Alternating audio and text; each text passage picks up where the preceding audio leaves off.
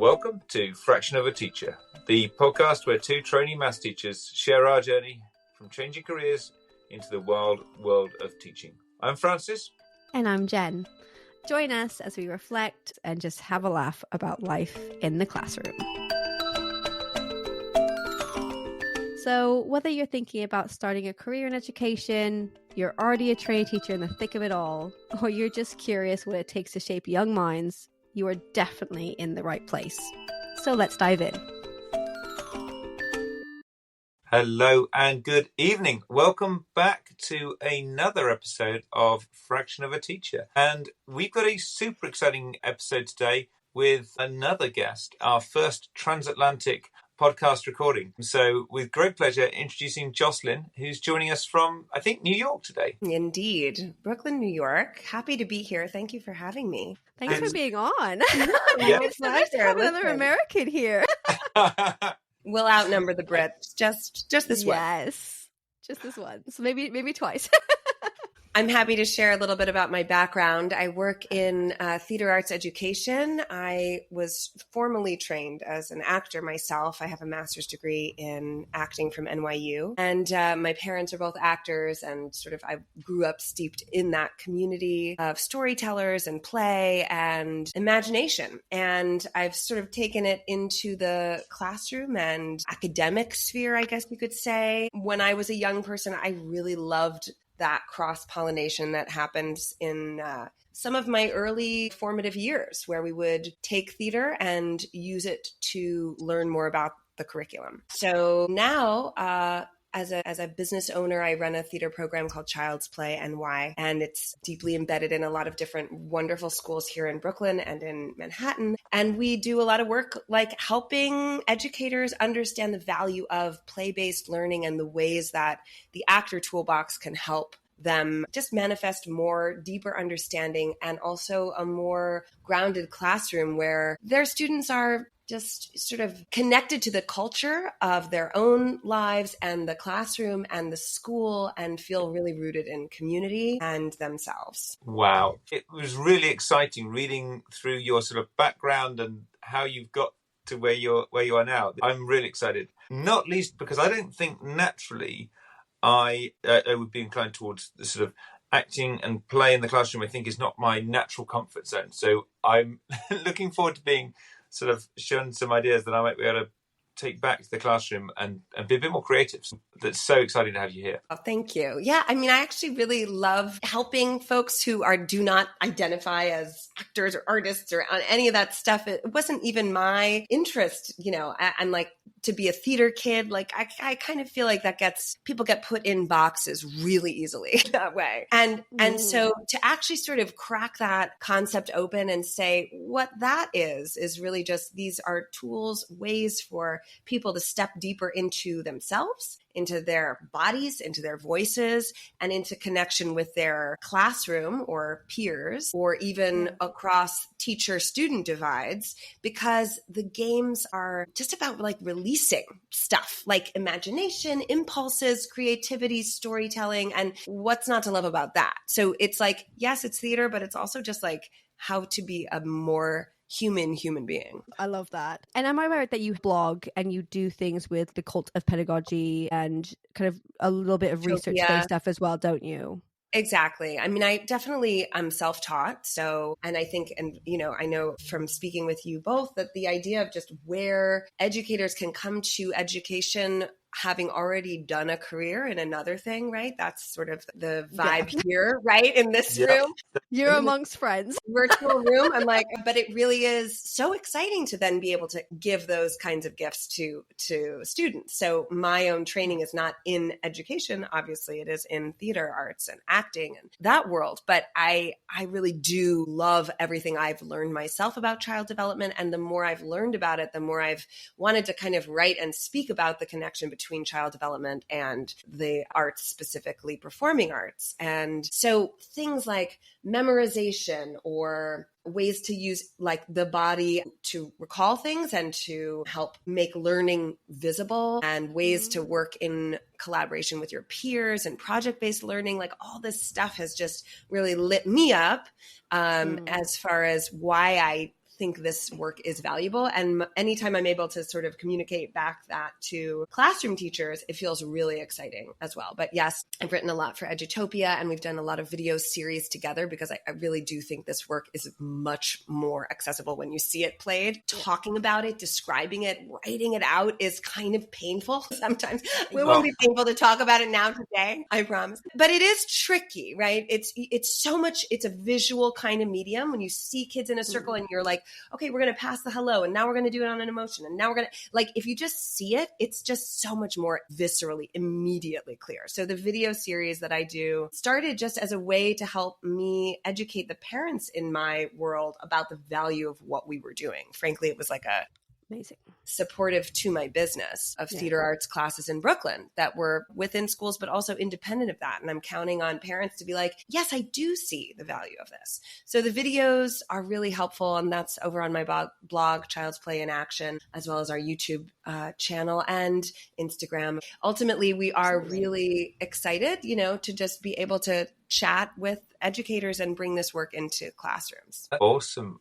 And I think we were really excited because I think we sort of saw maybe two big parts of our role where this could be used, but perhaps in slightly different ways. And I think whilst we train as teachers of maths, like one of the other huge parts of our job, as well as teaching maths, is going to be looking after our form tutor group, we're going to generally pick up at year 7 on their entry to secondary school, and we'll see them every morning in school term for 5 days a week. For 5 years, up until the point they leave. And we've got a group who will be coming from primary school, and we get to sort of shape their first experience of the secondary school, help settle them in, and help sort of develop them as people. I think that's something we're both really excited about, that enormous role, and feel quite a lot of responsibility there. And I suppose maybe something to sort of start with, it'd be useful to see with a new group, do you see that, how any sort of particular thoughts you might have on how when we pick up our new group who will have probably gone to different primary schools, some will know each other, some won't, and how we might sort of potentially be able to use this to get that team to gel. Yeah, I love that. I mean, I think you can almost think of those classes as like a party because there should feel a creative, sparky energy. It's not like anyone's birthday party specifically, but when you approach it that way, not like we're going to do theater games or again, this is sort of, it transcends all of that. But party energy can feel giddy and like celebratory. And I think that what a wonderful opportunity. So just sort of baseline, I think start there. Start thinking of it like another thing. It's not a class. It's not something where you have to get to know them in this sort of heavy way, right? The more that it can feel like a frothy time, great. And then I would just start by, kids want to share. They don't necessarily know how to do it, and they might be self-conscious about doing it. They'll also want you to share about yourself, things you like, dislike. So there's some kinds of those icebreakery games at the very beginning, that first month or so, that will be really just fun to play and will just help you as educators get to know those kids. And these are games I would suggest to any teacher starting with any new class, but especially in your situation where you don't have the pressure of like, you need to cover a lot of academic material. So those are like, those silly bingo games where you can put different, find someone who has a pet, find someone who's traveled to Asia, find someone who, maybe things that feel, like where no one's going to feel demoralized if they haven't done any of those things. Yeah. But actually, I'm like, I have never traveled to Asia. But what are the things that would feel like common denominator things? You can do it on that kind of paper. The physical theatrical version of that is something we're releasing a video with Edutopia about this in the fall as well. So nice. I can share that with you, but I call it like silent circles of sameness. It's sort of, I liked the alliteration there, but what it is, it sounds very, very intense, but what it is you can, have everybody sort of on the periphery of a room, clear it away of furniture or scoot the desks to the side. Sometimes, those things are not necessary and kind of make people feel like, okay, I'm just going to sit. I think especially before you do anything in your body physically, you can say, look, we're going to do a couple games. Don't have to call them theater games. Icebreakery things that should feel fun and ways for us to all get to know each other. I'm going to play too. When you model it, but when you also just jump inside those games, what a wonderful opportunity for the ice to break. Definitely. And then you stand on the periphery and then there's a prompt, right? So it can be like, come into the center, or come into the center if you have ever X, Y, or Z. Now you can create, you can really brainstorm these questions to feel like, okay, everybody's going to come in because we all live in this county or something, something where it's everybody is definitely going to feel this way. And so they all feel the feeling of we're all in this together. And then, okay, great. Now move back. And now everybody come into the center who, and whatever that is, has a brother, is 11, is new to this school, or loves math, or blah, blah, blah, right? And so in that way, you're kind of milling and sieving. You can move around. I think also as you get comfortable leading something like this, have the kids moving through the space, and then put on some music, and the music in the background, like maybe it's something fun or silly, and you pause, like a freeze dance. They'll remember that almost, viscerally, like, oh, I'm a kid. I'm just playing again. And there's music. I'm moving. It pauses. I listen to the cue. The cue says, come into the circle if if you're excited to make some friends this year. Right. And maybe everybody comes in and maybe someone doesn't, and you don't really need to comment. And the whole point is it's silent. Kids will clock around like who's also got a pet. And the more comfortable you get working something like this, and the more you are in that advisory capacity, the more I wouldn't necessarily even go to something as deep as, something to do with divorce, or if you ever lost someone, or if you've ever lost a pet, on those first days. But I would say that is something kind of to build toward if you feel like this group feels comfortable doing that. Now, those are, to get really heavy is a whole other thing. But maybe there's some version of that where it feels like, because I've seen some kids, really just feel so connected with somebody they know who has gone through a challenging thing. They've moved, or somebody has passed away, or something like that. Like, those are the foundational tenets of social emotional learning. It's not just like, show us that you're happy or you're brave. It's like, we can tap into those more deep feelings and feel safe together. And we've created this safe space together. So I think, laying the foundation with play and fun and ease with a game like that is great. And then it is through trust that you can kind of continue to unravel those pieces of these young people's lives. So for anyone who's listening in America, our secondary school is our 3 years of middle school and the first 2 years of high school. So that is our secondary school. So we are coming to, it's roughly around the same time that kids have left elementary school, they've left primary school here, and they're possibly joining middle school. So the ages just are like 11 to 15, 16, depending on when you, so roughly around those ages. And it's nothing much going on for those kids in those years. No, I mean, like, no emotional development, no mature, nothing. Easy. They're pretty empty books. Yep. And it's interesting. A little bit of context. So my school, on the first day of term, I have them for 2 hours in the morning to go through their timetable, get to know them, get to know the forum group, give them a tour of the school. So I've got some really decent time with them before everybody else comes in to the school the next day. Yeah. Where it's just solely dedicated to them. I think in the afternoon they might be doing their timetable in terms of just going to a few lessons, but in the morning they're just with you. Then you get to I've play. Got, that's really great. Good. I've got charades. Really you should do that game where you put the name on their back and they're running around trying to figure out who am I, and then that's party quirks. You're like at the party. You can do games like, I can share this with you, but the 3 noses where you just have to like make. This is great for math. That's like, you have to make numbers, the amount, like if I said 3 noses, I have to gather with you and Francis and me, and together we are making 3 noses in a little clump, right?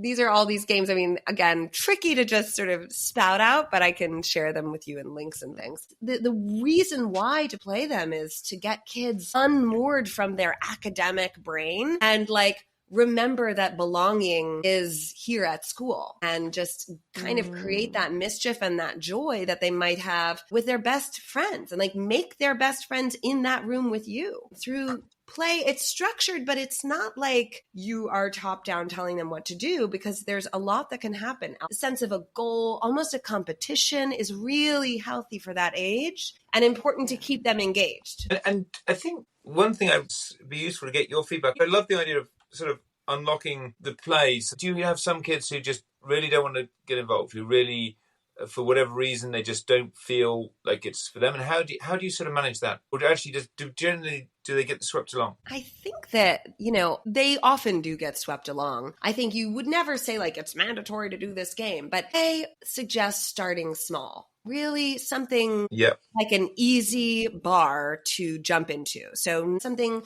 a little bit more simple and funny, like, a word sneak game where maybe you just say like, okay, have a conversation. A friend is going to write down a word and you have to put that word into conversation. We're going to guess what that word is. Now you have to vet the words to make sure everything is kosher, but it could be something very silly, or it could be something like a really multi-syllabic word. But the idea is that then they're in a conversation with each other, like, hey, how you doing? Oh my goodness. Like, yeah, I really can't believe that spandex is the latest trend, or whatever. Honestly, a funny word is spandex. I'm in my workout gear right now. But the idea is that really something pretty simple. And the thing about kids getting swept away in it is maybe not everybody jumps in to do these little 2-person scenes or something like that. But ultimately, they are part of it, maybe applauding, or they're setting a timer, or they're turning lights on and off. And then they jump in, and kids get excited about everybody participating. You can say, look, we're going to play a few games here because it's fun to play. And I'm learning this myself. And I'm taking a risk. I don't know. I'm just learning this stuff now because I feel this is an important part of me being a teacher and a human, is to keep learning things. So I'm learning this stuff with you. So let's try playing it this way, and we'll see if we like it. We can always tweak it. I mean, that's the thing with theater games and improvisation, is like every teacher takes it to their own space, to their own group, and it adapts. It's like this fluid amoeba of a thing. So every game you might say like, oh no, it works for us better if we set a timer for 30 seconds. Oh no, it works for us better if we have the kids in charge of helping them say the next call out. No, you have to say G next. Now it's H. Whatever it is to support the environment, you're going to learn the more you play. So just kind of humbling yourself to say like, well, I don't know, but I'm going to try this thing. That also makes kids who might not be like, who might think, oh, I'm going to look foolish if I do this. Yeah. Lets them know like, we're all going to look foolish. Me too. I'm a grown up. Yeah. No, that makes perfect sense. And I think it's interesting because on the first day, I think it would also really remove some of those nerves, because they're all walking into a brand new school they don't know who we are. They've not met us before, and it's day one. Almost getting them out of their seats first and it almost like takes away that built up anxiety and that tension that they're already sitting with, because they're like, oh my gosh, I've got a new teacher. I've got new school. I've actually got 12 new teachers with 12 new subjects. I'm in a bigger school. That's a lot of children that are going to be running around this school. And they've been told to learn this, learn that, do this, do that. There's a planner. And I think almost getting them out of that seat straight away starts them on right foot. Because I think, and I do have a question for you. So when I used to go out, I'm not afraid to say it, I'm 38. I used to walk around to my best friend's house next door and be like, hi, can Amanda come out to play? And that's how I got to see if my friends were available. So for me, leaving the house or getting out isn't an unusual thing. Obviously, technology has advanced quite extensively. How do you feel that's changed in terms of the importance of play in young people's lives? It's only made it more important. I mean, it's only made it more relevant. And the spaces in which kids can be free to play, and also where us adults can feel empowered by a scaffolding to support their play, feels like this is the thing to aspire to. So those are two different buckets, right? There is the bucket you're speaking about, which is just, I'm going to play with my friend. I'm going to feel free and easy. There's nothing to do with like Roblox or gaming or staying inside or putting on headphones. None of that was, I'm 44. Like I also, that was a very a core part of my childhood as well. Just grab my bike, go down the block, yell to my friend. She'd come out. We had these cat calls, right? That is not, my child is growing up in Brooklyn, New York. It's very almost more sheltered in a way because it's a big city and we're all on edge. And so his play dates, frankly, a lot of them happen over Zoom. And he is a child of the pandemic and 7 years old. Like, we had to take him out of school. Like that was a year of our lives where screens were giving us socializing, academic learning, grandparent nurturing, all of that was through screens. So it's like hard to untangle that as well as a parent. So huge empathy for all of us who are dealing with that, and myself included. Like, go easy on yourself. Like, it is a new era. We don't have that like cat called that, call your friend, whatever, down the street time anymore. And my husband and I bemoan it all the time. That feels very nostalgic to us, I think, to a lot of us. So the question is not like, how do we go back to that time? Because it's actually just, yes, like the more we learn about it, the more we remember it, and the more we aspire to it, the better off we could be. But the reality is just that it's not really, that's just not the way our world is built. What are the pockets of moments? These bubble moments is a phrase that I've learned from a friend of mine, Vered, who is a music psychologist. And it's like, you could think of these little bubble moments in parenting, in teaching, that where things just are like they're a beautiful moment of play or connection. It doesn't have to be the entire afternoon spent in free play, right? But it can be like a thing where you say, like, you know what, at dinner, we're going to put our screens down. We're going to put our phones away for sure. And like, let's, tell our day, but like as if it's a story, right? As if our third person version of our day. How would somebody else tell your day? I don't know. I'm just making this up, but I'm just like, what would be a cool way to have these bubble moments? Because it's just too much pressure on us as parents, as educators in this world. They're up against almost like an insurmountable thing, which is big tech, sort of like eating our kids. But, like, wow. But it's really funny. This made me think about 2 or 3 weeks ago. I was off with my school with a group on an expedition. So it was like a day's hike, carrying all their kit, their tent, and then camping, and then another day of hiking. And it was brilliant. I was with a group of 7 15-year-olds, and they'd been walking all morning, and we walked past a kids' play park, like in a little village with a roundabout and some swings. And they looked at me and they said, "Sir, can we play on it?" And I said to them, like, "Guys, if you think you've got the time, of course you can. Like, I'm not going to stop you." And it was amazing. They put their bags down, they ran off. And for like 15-20 minutes, a group of 4 boys and 3 girls who were 15 played in this play park like toddlers. And it was just magical. Like, they were just having the most amazing time. And then they came back over.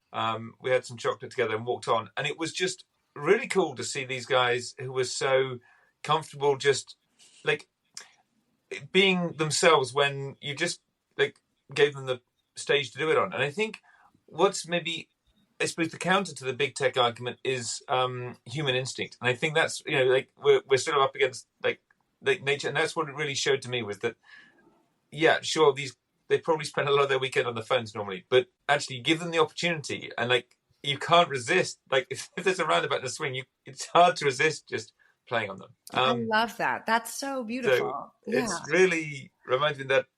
And I think that's the kind of thing they'll remember. They'll be like, "Oh, do you remember when we went on a play park and we were way too big for it, but we did it anyway?" And what did you do to set the stage, as you say, for them to feel free to do that, to feel like children again? Well, it was sort of funny because I think if I hadn't been there, and it was part of an expedition as part of a broader, it's called the Duke of Edinburgh Award Scheme, so part of a broader sort of thing they're doing. And I wonder if, in a way, all I had to do, I think, was just say yes. I wonder if I hadn't been there, I like to think they would have gone and done it anyway. But it was funny. They just wanted permission. That was all they were all itching to do it. But it was just that nod to say, yeah, like, it's up to you. But they'd been walking already. They'd been hiking. Like, they'd been sort of in their bodies, right? Outside of any obligation for homework, family duties. Like, they were already in that space of like, we're here together doing this thing. So for me, the version of that is when I get kids and we are making theater. My most powerful kind of memories of this as an educator, past and present, have to do with saying, we're going to do this hard thing. We're going to put on the play of Macbeth, and you are only 12 or whatever. We have 13 weeks. We're going to just meet each other for an hour and a half every week. And at the end of this, we will have mounted this production. So there is something about what, to your point, like this is like kind of long, grueling hiking days, right? And there's something about like being in with each other and in nature, or in this sort of compressed space and time where the rest of the world falls away, and you can go back to this kind of primal sense of like animals play, right? Even almost grown-up animals play, right? Where are we so disassociated from our nature that we don't allow that to happen? So as educators, and even in this form work you're doing, right, where can you create this bubble kind of beautiful space to say, let's do something really challenging. Like maybe let's make a magazine together, or maybe let's, create a yearbook for ourselves and a time capsule where we can look back on, this was our first year and now we're going to do our 5th year. Like, where is it that you can also make it aspirational, what you're doing? The kids will find ways to play inside of that and feel like you're giving them responsibility in that way. And those playground moments will appear because they're going to be lifted up out of their quotidian selves and into a sort of higher form. That's why we play, because we play superheroes, we play mythology, we play, knights and princesses, because those are higher versions of ourselves. So where can we as educators actually empower the kids to do something really hard and challenging, as if you're a journalist, as if you're a sports broadcaster, as if you're, like a novelist, say, and then, take it to that level? Then there's like, I don't know, just empowered kids that you have, empowered enough to say like, and now I need a break, and now we just are going to play and be so silly and have so much fun. So when I'm doing exercises with those kids doing Macbeth, and we're milling and seething and we're walking around as if we're going to like assassinate a king or become a witch, like they're totally in it because they know it's important what we're doing. Like we've leveled up play to this level of like, because we have to tell this story, because we're empowered to be creators in this world. Wow, I love that. Trying to back to the kind of maths lessons, I think there's probably so much we could do in terms of empowering, because I think, I love your idea of, like there's a higher purpose, and then, almost put to one side the fact you're in school doing this because it's your maths lesson, but actually trying to give it a higher power and purpose. Well, that's where project-based learning can really step in to help, right? So what is like the big project that gets kids co-creating and working together in a way that is like for a reason, not just because we have to finish this worksheet or I have to learn this thing. Yeah. But what is that thing where maybe they have to make the book of what they know for their grade below them, or they have to, pretend as if, like that's where my brain goes. If I had to make a YouTube channel explaining the concept of, graphing equations or something, but I had to make it funny because you speak to them in their language of technology or GIFs or like, I don't know, whatever they're understanding. That's also where like AI steps away. Like you can't do all these different cross-pollinating things, and especially things where you are yourself the expert speaking, if you're relying on a robot. Like obviously maybe there's little workarounds, but ultimately if you say like, oh no, you are going to be like, you're going to create your own YouTube channel about math and you're going to make it funny. And, what is the rubric that they have to do in your classroom? You're going to make it funny. You're going to make it educational. We're going to see like, we're going to all comment on each other's channels. You can make it private so that obviously it's totally safe, but presumably. But I think, we can lean into that tech in terms of play because it can actually like level them up and their learning and make that project feel like something that's going to really empower them. I've got so many notes, so many awesome ideas here.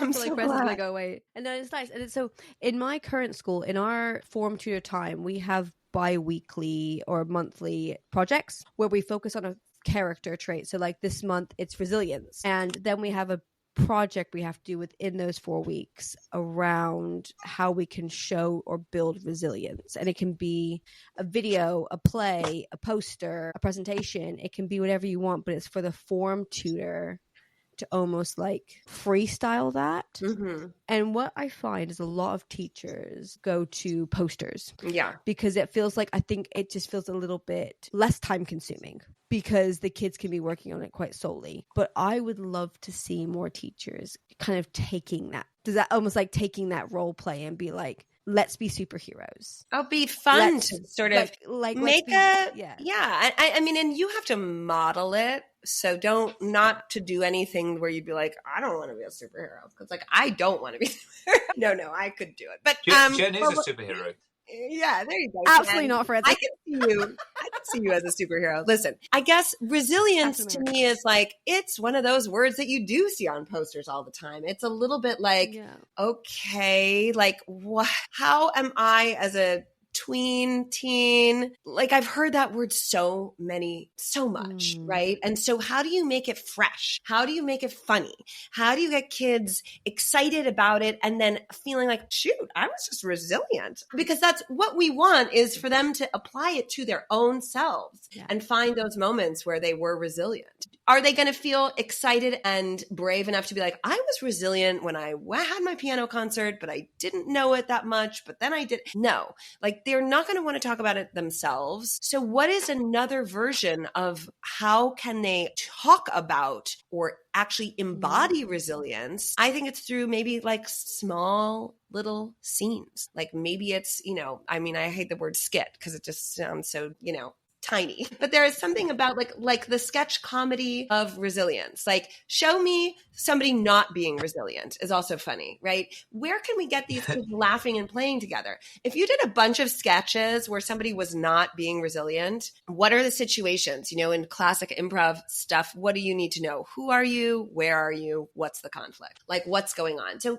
just sort of brainstorming with your small group there. Okay, we're at an airport. Okay, it's a stewardess and there's a flight attendant and a passenger. And what could be happening that shows not resilience? Like so many funny things, right? We're laughing about it right now because in your mind, you're going there. That to me is more interesting than a poster. What about a zoo? Okay, what about another field trip to the aquarium? What about places? To me are the way into these little theater scenes. Think about places, right? If you're thinking about a bakery, a post office, the pharmacy, I don't know where, and then who's in there, what are their jobs, and then what happens in those places. Because kids are really, they appreciate talking and sharing about what they know. And maybe this is going to become anecdotal, or maybe it'll become, again, that thing where it's like, what if, or as if, and it's not anything that specifically happened to them. But if you started in a very grounded places that are just on their corner, that they can really reference and know what goes on in an elevator that stops. How awkward. How was I resilient there? Or how was I not resilient? Or not me, but somebody named Francesca or whatever. Like you are going to find, or somebody named like Dr. Magoo. Like, I don't know, like the characters then become different, separate from themselves. And through acting, you are able to just, not have it be so personal. I was 11. I would not want to talk about resilience. I wouldn't want to write about it or draw about it for myself. But if I could imagine that thing that happens at, the vet's office and something kind of funny going down or something dire going down or something, and I was given restrictions, you have 3 minutes, you have your friend, you can do 5 lines of dialogue. Go. I'm starting the stopwatch. Let's see what happens. They break up into small groups and they come back. And, they'll each keep learning from each other. These little scenes will keep growing and expanding. Maybe you publish an anthology of the resilient scenes or something, and like the not and the yes. Like, anyway. That is awesome. No, I mean, it's just amazing because you must have generated so many ideas. Clearly, you're just coming up with as we chat. Do you just work with kind of drama teachers? Do you work not at all? Who do you sort of work with? And do you run sessions completely yourself, or are you working in collaboration with teachers? How does that sort of work? Good question. I mean, I've sort of created my whole own thing, but I'll tell you what it's like. So I run a theater school where I am collaborating with drama teachers who I've hired. Essentially, they are actors who I'm working with to help them understand more about the classroom things. They are mostly not trained as classroom educators, but we go into classrooms and we make theater arts with kids in classroom settings and in settings where we're saying like it's after school or it's in school. We're sort of, in the school-like setting. We also have programs where we're just directing plays. And in that setting, it's, I'm coaching my other theater teachers on what to do. So I have a staff of 40 teachers that I've hired through Child's Play. We are this beautiful team. So I love that. But the work of helping educators bring this work to their classroom, like what we're doing now, that is through professional development. I work with classrooms, I work with schools and districts, and we sort of have these bigger brainstorming sessions to help develop curriculum. So a school would say like, we really need to work literacy and our third grade teaching team needs support. And I would say, well, here are some games I know that help with sequencing and story building and narrative, and let's, see how you can bring that into your curriculum. So that's sort of my latest passion that is connected to Child's Play and why and the work we do, but it's also just my own thing.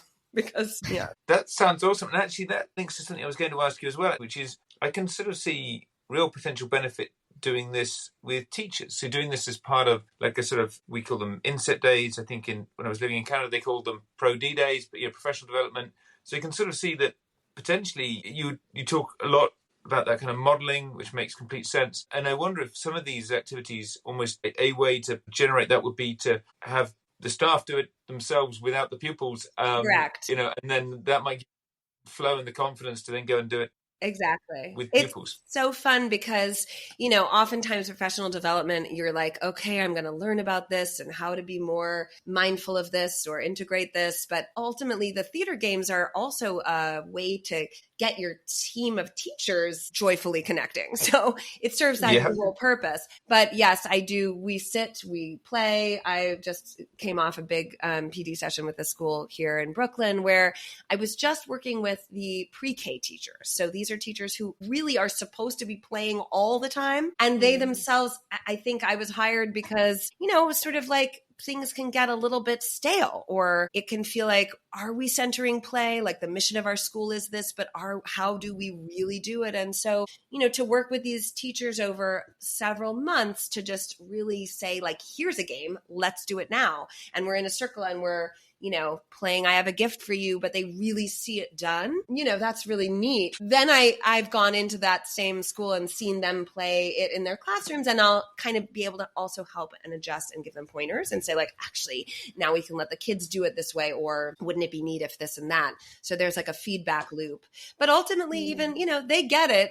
And again, like I was saying, they can play it on their own because these games are meant to be played how you want to play them, So I can present them and offer more guidance, but there's no right or wrong way.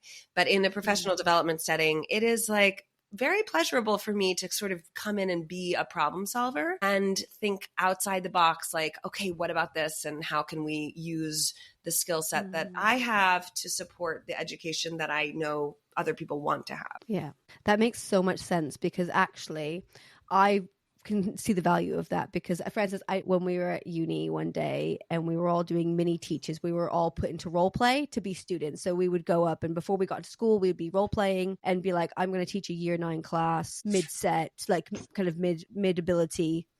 You guys, I'm just going to practice teaching. And it was a way for us to kind of hone that skill before we were put in front of a school, kind of a class, and see how it was. And one of our trainee teachers gave us cards and we didn't tell our PTCU mentor. And Francis is smiling because he knows what's coming. And we were pretty much told to act out and to be rebellious and to be like, this is how we don't teach. And they had no idea. And I would say it was one of the most fun things I remember about our PGCE is this feeling where I think me and Francis were absolutely outrageous. And I think this is where the whole podcast thing kind of started from because it really cemented our friendship, Francis, I feel. Do you remember this, Francis?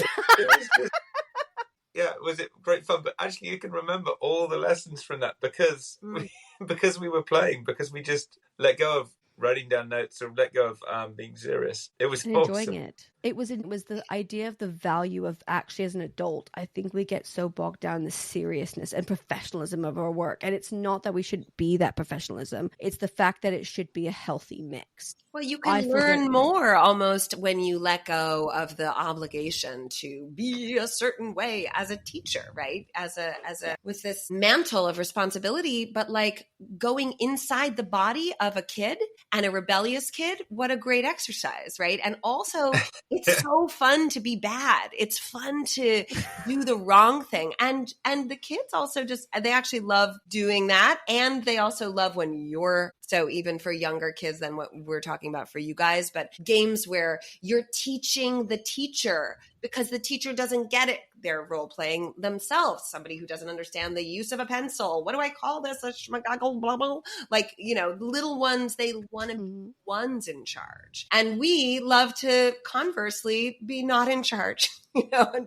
Yeah, that definitely worked. But I think it was the value of that experience. I wish I did drama as a younger person, because I feel like I would have really let loose a lot more in terms of being able to relax and just kind of take things as they come. But as an adult, like those moments where we've really been able to like let go of that and just be ourselves and act like a 13-year-old within limits, obviously. Listen, as a teacher, you can do this now. You actually have the ability to say, look, I'm going to try out some of these improv games. I'm going to try out some of these like little mini playwriting things. And you get to like go to these places that you would have maybe wanted to do as a young person with your young people. Yeah. So they'll love it. Yeah. I have a question for you. Did you enjoy school when you were younger? Like, how did you find school? I did enjoy it. Do you wish there was, did you? So I had a public school education in Los Angeles, which, it was just very kind of rough and tumble, big school. My high school had 3,000 kids. I was in a magnet program inside of that. So we were getting these sort of specialized classes. But, I really appreciated when teachers could think outside the box. And I had a few really great ones in the course of my education and a few that I would rather not have had. There's no one thing. It's not any like, oh, yes, my education. But I liked learning. And I think I was curious enough. And I was very disgruntled when I felt like not curious about something. And I would really shut down and turn off. And I remember like the sciences were not my thing. And I would just sometimes like sort of like leave my physics class and just say like, I have to go run this errand for my English teacher and just go into this like agriculture area that we had and like work on my Shakespeare garden. Like I was not the most focused on some of the things that, I could have and should have been focused on necessarily. But I did really appreciate, when educators kind of came to the table with something fresh. So I appreciate what you guys are doing to try to help. And frankly, the culture now where from YouTube to TikTok to Instagram, like educators really have a sort of feast of ideas. It can also feel really overwhelming. I say that also as an educator, like, well, now I have to incorporate this and what a good idea. And blah, blah, blah, like I should do this and I should do that. And I guess to sort of say to any teachers out there listening to just go easy on yourself. Like I was saying to the parents too, it's just like one thing, like try one improv game, try one little idea from the smorgasbord of things that, are out there that I can share with you or that you can find online and see how it goes. And like, don't put yourself under any obligation or pressure to suddenly become a teacher that uses play and improv because, it's like, try it and see what happens. See the reaction that you get. And if that feels good, let that be the fuel to your fire. Because I think it's the feedback loop that we get into with our students that really informs our pedagogy. Yeah. So it sounds like start small and just try something. Seems to be like almost a little bit of a night for anyone out there who's sitting there going, I don't even know where to start. It feels like if you just try something a little bit smaller, maybe not jumping into the biggest game ever, and just trying it and letting yourself enjoy it with it. It sounds like a good place to start. Would you say that's fair? Mm-hmm. Yeah, for sure. I love that. I've got so many ideas. Literally, like I've been like scribbling down things. I've got so many ideas to take to my forum group. I'm so glad. It's really cool, and I think it's it's really good. I love these conversations where we just sort of step back from the day-to-day lesson planning and the kind of technical bits of the maths teaching. And sometimes I don't think I'm good enough at taking this proper step back and thinking about more broadly what could I be doing. And you tend to get absorbed in the day-to-day. So it's been such a great conversation to really think outside the box. Oh, thanks. Think outside the maths. Yeah. So good. Got an enormous mind map of notes. Wow, you really did take a lot of notes. Oh my God. Put those in the session notes. That's impressive. My joy is like I said, just the idea of being presented with some problems. I can try to sort of think about it. This artistic lens is different than the education lens, right? So if somebody says to me, we're having a hard time helping kids understand geography or spelling, I can say, well, what about this relay race? Or what about mapping it out on the floor and like playing this song and using the game landmarks? Like I enjoy using my toolbox for the purpose of helping young people learn more things and educators feel like, wow, like I don't have to teach in this rote way that also bores me to tears. Let's see about a different way. Yeah. I think that's amazing. Okay, so we have a little bit of I guess we call it a plenary. So it's like how we end it, wrapping things up. If you actually didn't know, our name of our podcast is Fraction of a Teacher. So given everything you do, and you can take this in so many different directions, what fraction of a teacher, Jocelyn, do you think you are? I think when I'm stepping into a classroom, let's say a fourth grade classroom where the kids are 9 and they're learning all sorts of things from science to math to history, I am like 2/5 of a teacher because I don't know that world at all. Right. And so I'm coming in with my specific lens. But if you catch me, directing plays or working within that world to try to bring about new understandings of that same content through theater, I'm going to go 9/10. Oh, that is incredibly humble of you. I'm sure that your 2/5 is a massive sort of underestimate. Wow, that is really kind of you to share that. I think we definitely can keep the title Fraction of a Teacher for a while. I don't think either of us feel the 100% 10 out of 10 yet. No, definitely not. I don't think, and I think this is the great thing about being in this almost education world is the fact that it's always reinventing itself. Like, so we're focusing on something else, or we're changing direction, or there's a new angle that you can then take that you haven't considered before. All I can say is, Jocelyn, you've been amazing as a guest, and it's been so great. And I really hope we can bring you back to talk more math-related games as well. Yeah. I think, Frances, that would be an absolute must, especially in our when we're going into our ACT year. I'm definitely gonna email you and let you know about how my games go when I get my phone. I want to be like, let's if we produce anything, I'll be like, if we can share, I'll be like, I'll send it over to you. Like, Jocelyn, look what we produced in class. I would love to. Amazing.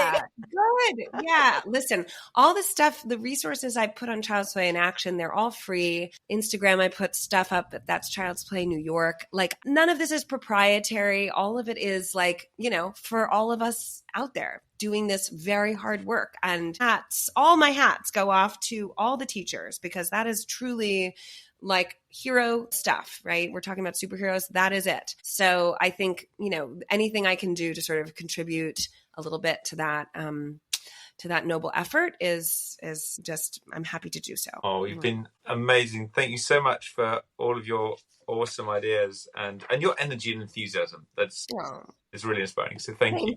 Love having America with me. Super. I feel like this is the vibe we get. It's amazing. But no, Jocelyn, thank you for 1, getting in touch with us and reaching out, and 2, just coming on and giving us a different avenue to think about. I think it's been a really eye-opening experience, and I cannot wait to see what happens with our form groups and in our math classes. My pleasure. And I hope your listeners get some good stuff out of it too. Yeah. Thank you. Well, have a good day. It must still be mid-afternoon with you. Yeah, I've got a few hours left of daylight. You guys have a good night. Yeah, thanks very much. We will too. Look, everyone, we'll be back soon, but have a good week, and thank you very much for listening. Bye, guys. Thanks for listening. Bye. Bye. Thank you for listening to this episode of Fraction of a Teacher. We hope you've enjoyed it as much as we've enjoyed recording it. Please share a link with your fellow teachers and friends. We release new episodes every second Thursday morning, UK time. And if you do love it, I suggest you hit that subscribe button, leave us a review, and follow us on social media at Fraction of a Teacher Podcast for updates so you never miss anything. We do love hearing from you with your questions, your thoughts, and your ideas. So if you have any, please email us at fractionoat@gmail.com. Until next time, keep smiling. And keep solving those problems.